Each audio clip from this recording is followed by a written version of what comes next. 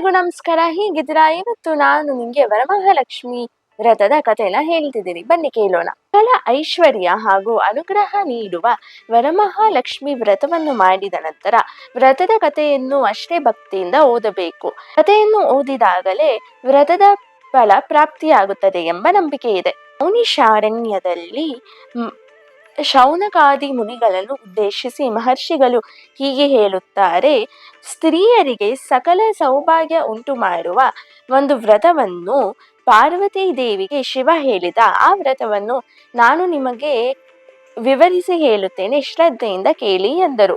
ಒಮ್ಮೆ ಶಿವ ಪಾರ್ವತಿಯರು ಕೈಲಾಸದಲ್ಲಿ ಮಾತನಾಡುತ್ತಿರುವಾಗ ಈ ವೇಳೆ ಪಾರ್ವತಿ ಕೇಳುತ್ತಾರೆ: ಸ್ವಾಮಿ, ಸ್ತ್ರೀಯರಿಗೆ ಸಕಲ ಸೌಭಾಗ್ಯ ಹಾಗೂ ಮಕ್ಕಳ ಭಾಗ್ಯ ಪಡೆಯುವ ವ್ರತವಿದ್ದರೆ ಹೇಳಿ ಎಂದು ಪಾರ್ವತಿ ಕೇಳುತ್ತಾರೆ. ಈ ಉಮಾದೇವಿ, ನೀನು ಕೇಳಿದಂತೆಯೇ ಸ್ತ್ರೀಯರಿಗೆ ಸಕಲ ಸೌಭಾಗ್ಯ ಹಾಗೂ ಶುಭ ನೀಡುವ ಒಂದು ವ್ರತವಿದೆ. ಅದುವೇ ವರಮಹಾಲಕ್ಷ್ಮಿ ವ್ರತ.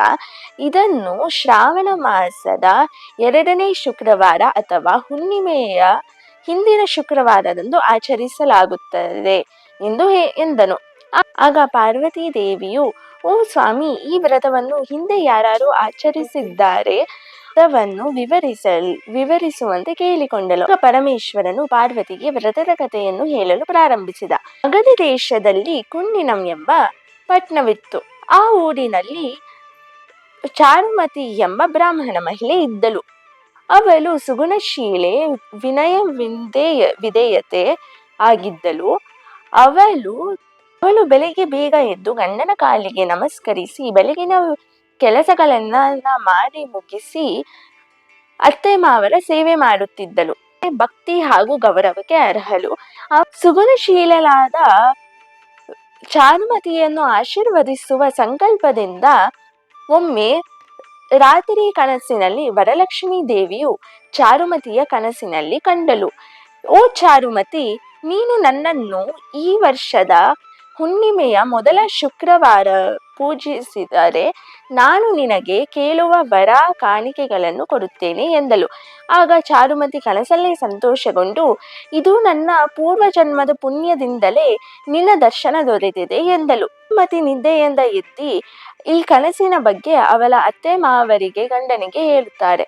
ಅವರ ಅತ್ತೆ ಮಾವರು ತುಂಬಾ ಸಂತೋಷಗೊಂಡು ಚಾರುಮತಿಗೆ ವರಲಕ್ಷ್ಮಿ ವ್ರತವನ್ನು ಮಾಡುವಂತೆ ಹೇಳುತ್ತಾರೆ. ಇದರಲ್ಲಿರುವ ಎಲ್ಲಾ ಮಹಿಳೆಯರು ಅವಳ ಕನಸನ್ನು ಕೇಳಿ ಅವರು ಕೂಡ ಶ್ರಾವಣ ಶುಕ್ರವಾರಕ್ಕೆ ಕಾಯುತ್ತಿರುತ್ತಾರೆ.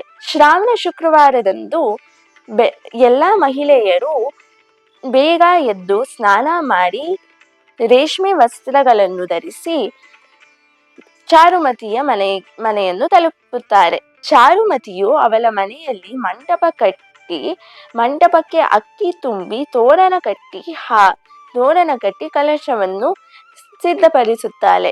ಸರ್ವಮಂಗಲ ಮಾಂಗಲ್ಯೆ ಶಿವೆ ಸರ್ವಾರ್ಥ ಸಾಧಿಕೆ ಶರಣ್ಯೆ ತ್ರ್ಯಂಬಕೆ ದೇವಿ ನಾರಾಯಣಿ ನಮೋಸ್ತುತೆ ಎಂಬ ಮಂತ್ರವನ್ನು ಉಚ್ಚರಿಸಿ ಪೂಜೆಯನ್ನು ಶುರು ಮಾಡುತ್ತಾಳೆ.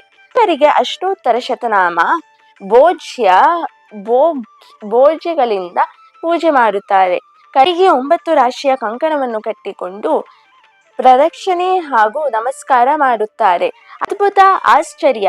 ವರಲಕ್ಷ್ಮೀ ದೇವಿಯ ಕೃಪೆಯಿಂದ ಒಂದು ಚಿನ್ನದ ಗಂಟೆಯು ಪಾದದ ಬಳಿ ಬಂದು ಜೋರಾಗಿ ಮೊಳಗುತ್ತದೆ. 2ನೆಯ ಪ್ರದಕ್ಷಿಣೆಯ ನಂತರ ನವರತ್ನಗಳ ಕಂಕಣವು ಕೈಯಲ್ಲಿ ಮಿನುಗುತ್ತಿತ್ತು. 3ನೆಯ ಪ್ರದಕ್ಷಿಣೆಯ ನಂತರ ಎಲ್ಲರೂ ಸ್ವರ್ಣಾಭರಿತ ಒಡವೆಗಳನ್ನು ಧರಿಸಿದರು. ವರಲಕ್ಷ್ಮಿ ವ್ರತದ ಫಲವಾಗಿ ಚಾರುಮತಿ ಮನೆಯಲ್ಲದೆ ಎಲ್ಲರ ಮನೆಯು ಐಶ್ವರ್ಯದಿಂದ ತುಂಬಿತು. ರಥದಲ್ಲಿ ಹೋಗುತ್ತಿರುವಾಗ ಎಲ್ಲ ಮಹಿಳೆಯರು ಚಾರುಮತಿಯನ್ನು ಹೊಗಳಿದರು. ವರಲಕ್ಷ್ಮೀ ದೇವಿಯು ಚಾರುಮತಿಯನ್ನಲ್ಲದೆ ನಮ್ಮನ್ನು ವ್ರತದಿಂದ ಧನ್ಯರಾಗುವಂತೆ ಮಾಡಿದಳು. ಮುನಿಗಳು ಹೀಗೆ ಈ ಕಥೆಯನ್ನು ಮುಗಿಸಿ: ಓ ಮುನಿಗಳೇ, ಶಿವನು ಪಾರ್ವತಿಗೆ ಉಪದೇಶಿಸಿದ ಈ ವ್ರತವನ್ನು ನಾನು ನಿಮಗೆ ವಿವರಿಸಿ ಹೇಳಿದ್ದೇನೆ. ನೀವು ಈ ವ್ರತವನ್ನು ಮಾಡಿದರೆ ಅಥವಾ ನೋಡಿದರೆ ಆಯುಷ್ಯದ ಸಕಲ ಐಶ್ವರ್ಯ, ಆರೋಗ್ಯ ನಿಮಗೆ ಸಿಗುತ್ತದೆ ಎಂದರು. ವಿಡಿಯೋ ಇಷ್ಟ ಆದಲ್ಲಿ ಲೈಕ್ ಮಾಡಿ, ಶೇರ್ ಮಾಡಿ. ಕಮೆಂಟ್ ಮಾಡಿ ಹಾಗೂ ಸಬ್ಸ್ಕ್ರೈಬ್ ಮಾಡಿ.